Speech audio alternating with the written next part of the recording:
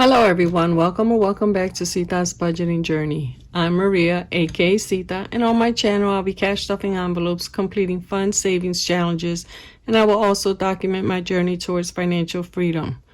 So if any of this interests you, please consider subscribing and hitting that notification bell so you don't miss any uploads as I navigate my way towards a debt-free life and learn to budget for my future.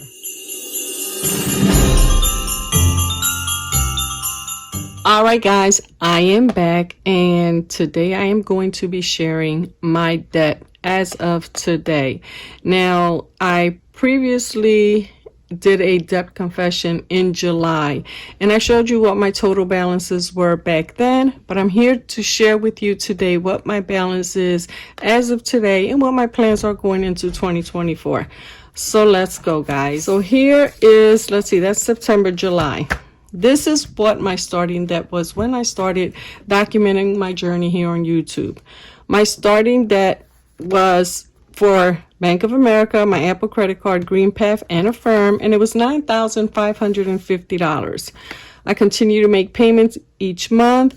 My Green Path, it was $563 a month, but that one I increased it to $720. And I'll show you what happened. So here we are as of today, December of 2023, and this is my breakdown. Bank of America, which had a starting balance of $478, is now at zero. That is completely paid off. My Apple credit card, it started out at $741, and it is now down to $428. Now, this is the one that makes me the most proud, guys. I'm so happy. It's like an unwanted guest. He's finally gone. Guys, Green Path was $4,083. This is the one that the initial payments were $563, and I increased them to $720 because I was determined to get it paid off before the beginning of 2024. And guys, as of December the 13th, the final payment was withdrawn from my account, and my balance is now zero. Can you guys just clap for me? Yay! I am so happy I am done with that payment. Whew. Now, Affirm was $4,248, and guys, that is down to $1,257, and I plan on tackling this really hard so that we can get this paid off in a few months. So these two are my only remaining balances. I started again with $9,550. My ending balance is $1,685, and the amount that I paid was $7,865. You could not tell me prior to me budgeting that I would be able to pay such a large amount in such a short period of time. It really took me cutting back on a lot of things. This summer was rough because it was a lot of things that we didn't do that we normally would do. But you know what? We survived it. We're still here. You know, we do a lot of things that are unnecessary and we spend just to spend. And I cut back where I felt I could without sacrificing our health. We still ate. We still made it to appointments. You know, we still visited family and we still had fun. We just did not overspend. And this is what it got me. A balance of $1,685. So my goals moving forward are still on track. I had said that I wanted to make sure I paid off the Apple credit card and Affirm by June of 2024. Now, I know it was a little different over here in the beginning, but if you guys, for those of you who saw it, I think I changed it around here. Yeah, I changed it in August. No, it wasn't in August. Okay, I changed it in September. I wanted to try and pay everything off, these two, Green Path and Bank of America, by December 2023, and that was done. I want to pay off the Apple credit card by February of 2024. That is still scheduled to take place. And Affirm, I want to make sure that's paid off by June of 2024. So we're still on track. Again, right here, I kind of adjust it a little. I wanted to change. I changed it to pay these two off by June of 2024. But again, it is still on track to be paid within a month or two. All right, so guys, I have a short message because in all of these videos I always had a little message for you guys. And today, because we are closing out the year, because a lot of us are trying to set new goals for the new year and trying to prepare for the new year's, I just wanted to give you my take on what I think and what I felt worked for me. So for starters, do it your way. We have to do things that work for us. So calculate your expenses, your bills, your cash envelopes, your sinking funds, your challenges, whatever you want to, save money for. Figure what it is. Calculate the bills, set up your sinking funds. If you want to do challenges, I recommend you do challenges if you have extra money. And some challenges, especially the mini ones, you just put $1 in, and it'll make it fun. To me, it makes me more motivated.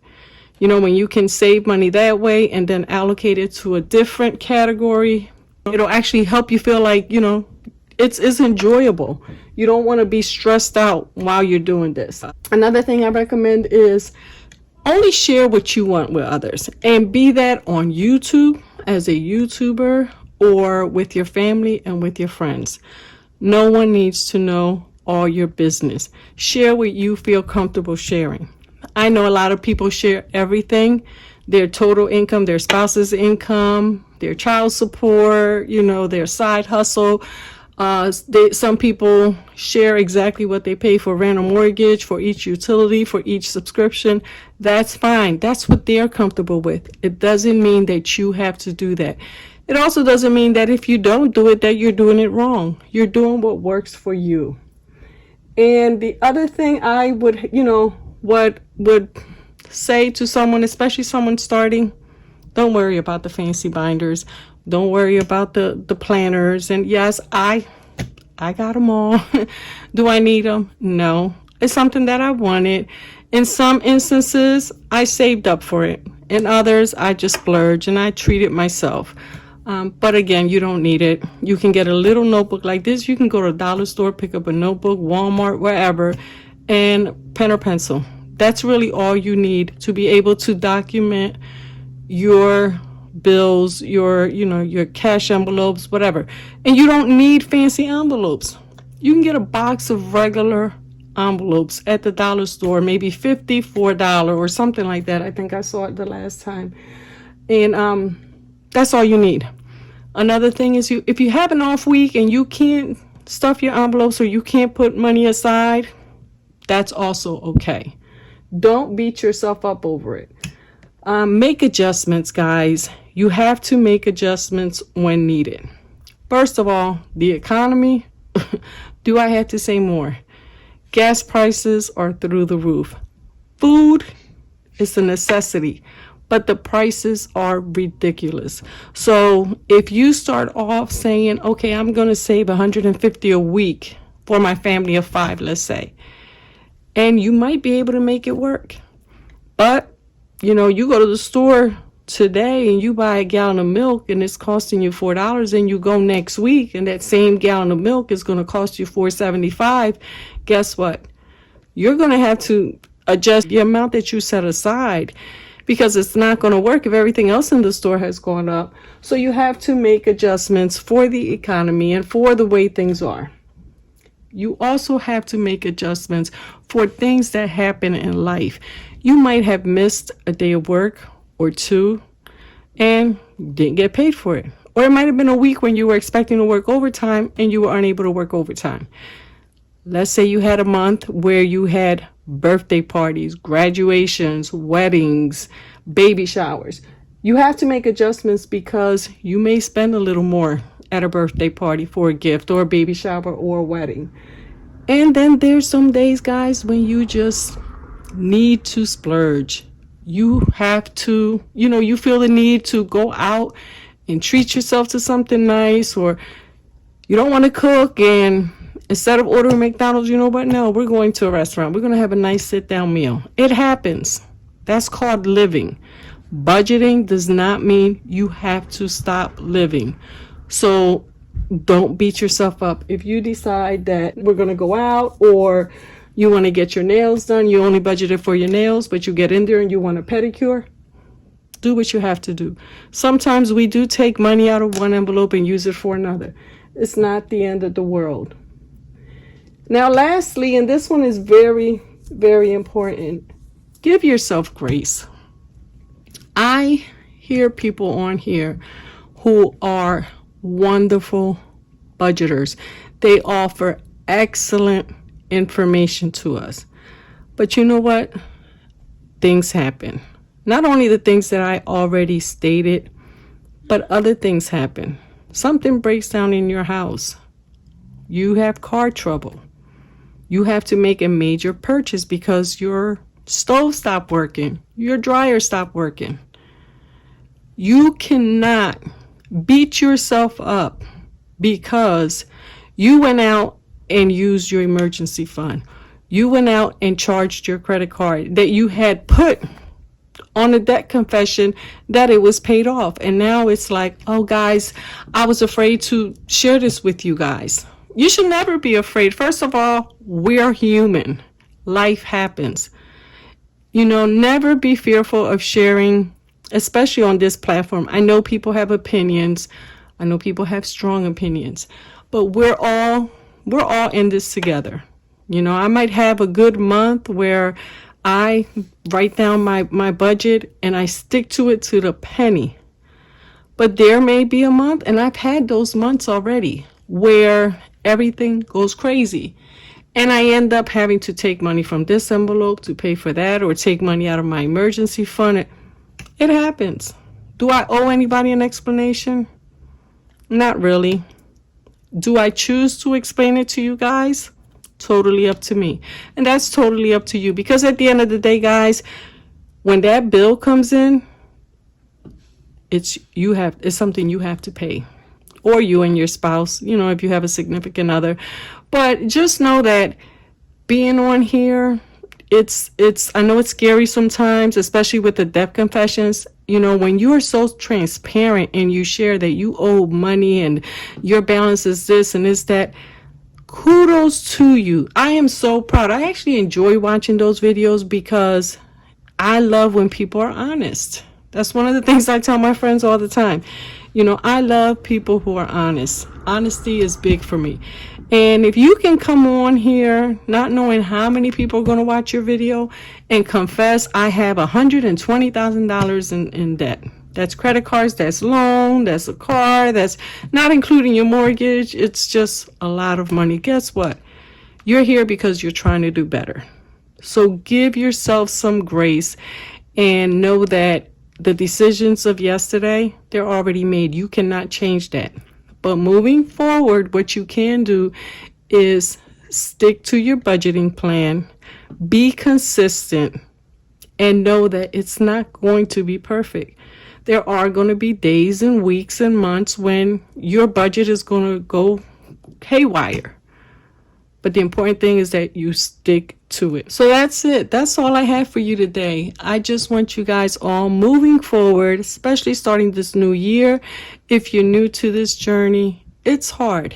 In the beginning, it's difficult because it's an adjustment. Anytime we try something new, I don't care how good you are at it, you got to make adjustments, you know, and that's okay. If you're a long-term budgeter and you're not ending the year the way you expected, that's okay. Just don't stop. It's a new year, new opportunities. Okay, so it's a fresh start, guys, starting January 1st, December 31st. Before we say goodbye to 2023, sit down, have a glass of wine, have a cup of coffee, some hot cocoa, tea, whatever your preference is. Have a seat. Write down where you are. You don't have to share with anybody. You can just see where I am. This is where I'm ending this year. And then next year in 2024, you can see where you were at the end of 2023. Guys, we've got this. I am feeling good about this year. It may not be perfect. my budget may go out the window next week because something major, will happen. But I have goals, and I'm just going to try my best to stick to them. And if something happens, it happens. I'm just going to go ahead and readjust, whatever figures I need to readjust and keep it moving. Alrighty, guys. Have a great evening, and I will be chatting with you guys tomorrow. Now, I'm not sure what my schedule is going to be in the next couple of days because, again, the kids are off school and just trying to start our vacation, and I'm not sure what I'm doing, but I should be able to post for the next 3 days. Guys, have a wonderful, wonderful evening. Take care. Let's not stress the little things, okay? Because in the grand scheme of things, they're all little things. You guys take care. Talk to you soon.